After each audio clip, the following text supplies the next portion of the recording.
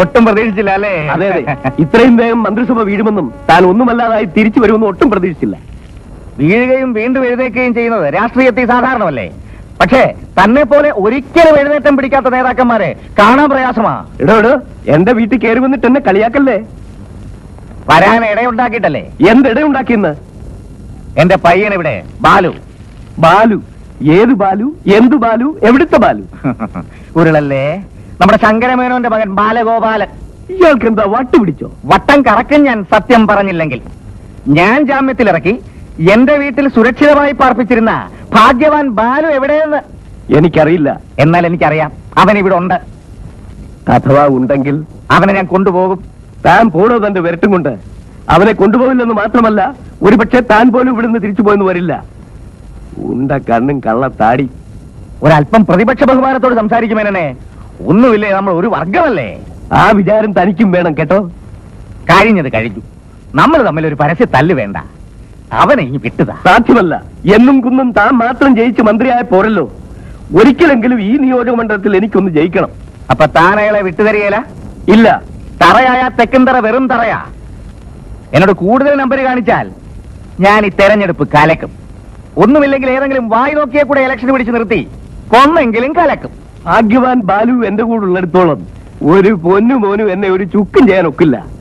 അതിന്റെ ഗുണം അനുഭവിച്ചറിഞ്ഞ കക്ഷിയല്ലേ താൻ. അതിനെപ്പോഴും അവൻ തന്റെ കസ്റ്റഡിയിൽ ഉണ്ടായിട്ട് വേണ്ടേ? രാഷ്ട്രീയമായിട്ട് മാത്രമേ നമ്മൾ തമ്മിൽ മുട്ടിയിട്ടുള്ളൂ. അതല്ലാത്തൊരു കളിക്കും എനിക്കൊരു മടിയില്ല.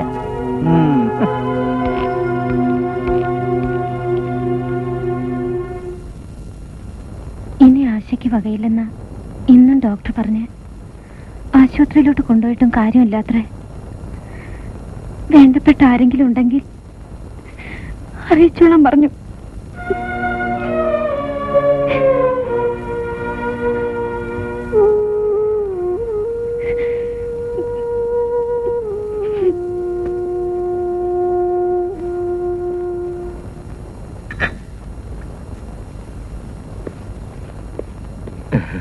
അച്ഛൻ മുകളിലുണ്ടല്ലേ?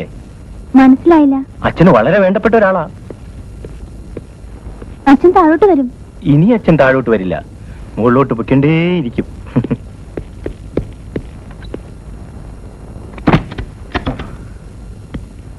അവനിപ്പോ എവിടെയുണ്ട് മുതലാളി? ഇവിടെ ഉണ്ട്.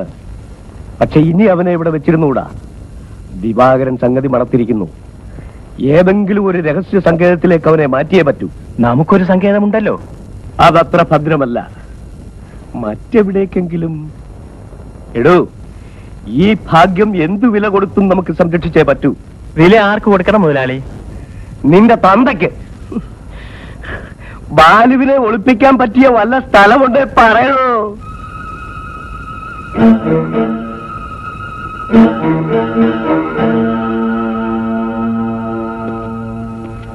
എങ്കിൽ എത്രയും പെട്ടെന്ന് മാത്തച്ഛനെയും രാഹുലിനെയും വിവരം അറിയിക്കണം. അതെ, പക്ഷെ നമ്മൾ അവിടെ എത്തുമ്പോഴേക്കും ബാലുവിനെ അവിടെ നിന്നും കടത്തു. ഇല്ല, പറ്റിയ സ്ഥലത്ത് വേണ്ടിയുള്ള ആലോചന നടക്കുന്നേ ഉള്ളൂ. പക്ഷെ ഒന്നും ഓർമ്മിക്കണം, ബാലുവിനെ പിടിച്ചു നിർത്താൻ അച്ഛൻ എന്തും ചെയ്യും. അതുകൊണ്ട് നേരിട്ടൊരു സീൻ ഉണ്ടാക്കാതിരിക്കുന്ന നല്ലത്. എങ്കിൽ പോലീസിനെ കൊണ്ട് വീട് സെർച്ച് ചെയ്യിക്കാം. പോലീസിന്റെ കയ്യിൽ നിന്നൊക്കെ ഊരിപ്പോരാൻ അച്ഛന് കഴിയും. പിന്നെന്ത് ചെയ്യും? ആ അമ്മയാണെങ്കിൽ ബാലുവിനെ കാണാതെ ഉരുകി തീരാറായി. ഇന്ന് രാത്രി തന്നെ ബാലുവിനെ പുറത്തിയടിക്കാൻ പറ്റുമെന്ന് ഞാനൊന്ന് ശ്രമിക്കാം. എങ്കിൽ കാറുമായി ഞങ്ങൾ റോഡിൽ കാത്തു നിൽക്കാം. എന്തായാലും ഞാനിപ്പോ പോകുന്നു. അപ്പൊ വിവരം അറിയിച്ചോണ്ടിരിക്കാം. അങ്ങനെ ഒളിപ്പിച്ചാൽ തന്നെ എത്ര നാളത്തേക്ക്? കൂട് തുറന്നു വിട്ടാലും കിളി പറന്നു പോകാൻ പാടില്ല. അതിനൊരു വഴിയേ ഉള്ളൂ. എന്തു വഴി?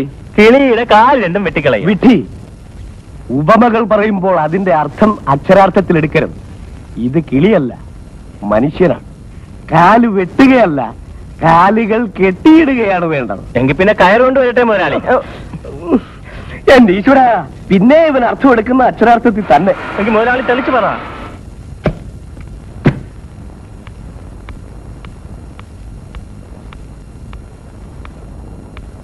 ആ, മോൾ ഇതെവിടെയായിരുന്നു? അത് ഇന്ന് അച്ഛൻ ചില സുപ്രധാന തീരുമാനങ്ങൾ എടുക്കുകയാണ്. എന്ത് തീരുമാനമായാലും അച്ഛനെ അനുസരിക്കേണ്ടത് മക്കളുടെ കടമയാണെന്ന് മോൾക്കറിയാമല്ലോ. എന്ത് തീരുമാനം? അതങ്ങനെ ചുമ്മാ കയറി പറയാൻ ഒക്കുകയല്ല. ഞാൻ നമ്മുടെ ഫാമിലി ഫ്രണ്ട്സിനെയൊക്കെ ഒരു ഗെറ്റ് ടുഗദറിന് വിളിച്ചിരിക്കുക. ബാലുവും ഉണ്ടാവും. മോൾ എത്രയും പെട്ടെന്ന് നല്ല വേഷമൊക്കെ ധരിച്ച് റെഡിയായിട്ട് വാ. തീരുമാനം എന്താണെന്ന് പറഞ്ഞൂടെ അച്ഛാ? എന്റെ വൃത്തികെട്ട മുഖം കാണാതിരിക്കുന്ന നിനക്ക് നല്ലത്.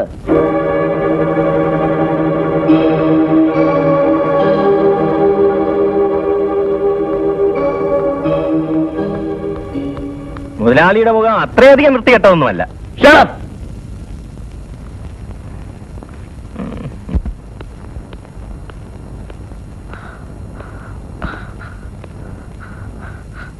കണ്ടോ? കണ്ടു. ബാലുവിന്റെ അമ്മയ്ക്ക് അസുഖം ഇത്തിരി കൂടുതലാ.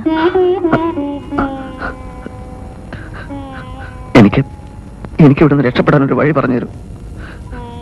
ഞാൻ കാരണം എല്ലാം നശിച്ച എന്റെ അമ്മയെ ഒന്ന് ആശ്വസിപ്പിക്കാൻ, ഒരു തുള്ളി വെള്ളം കൊടുക്കാൻ. ഞാൻ പോവുക. എന്ത് വന്നാലും ഞാൻ പോവുക. ബാലു, ബുദ്ധിമോശം കാണിക്കരുത്. അച്ഛൻ പറഞ്ഞു ഇന്നൊരു ഗെറ്റ് ടുഗദർ ഉണ്ടത്രേ. അപ്പൊ എന്തായാലും പുറത്തു നടക്കാലോ. അതുവരെങ്കിലും ക്ഷമിക്കാൻ.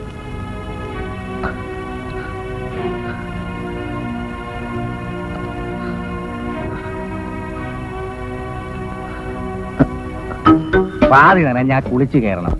എന്തായാലും നാറി. ഇനി എന്ത് തറവേല കാണിച്ചാലും അവനെ പോക്കണം.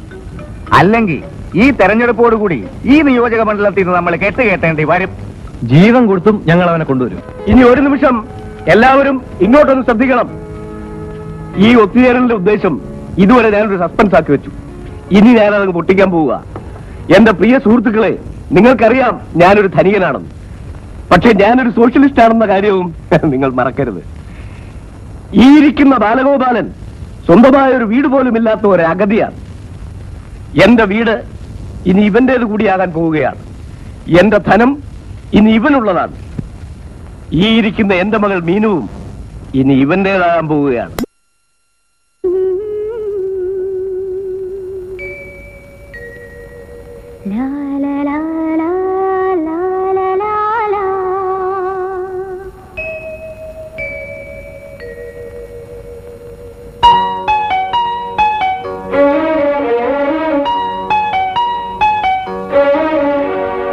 മധുവനങ്ങൾ പൂവണിഞ്ഞു, മധുവനായി നീ മൂളി വന്നു, വെൺമയൂരമായി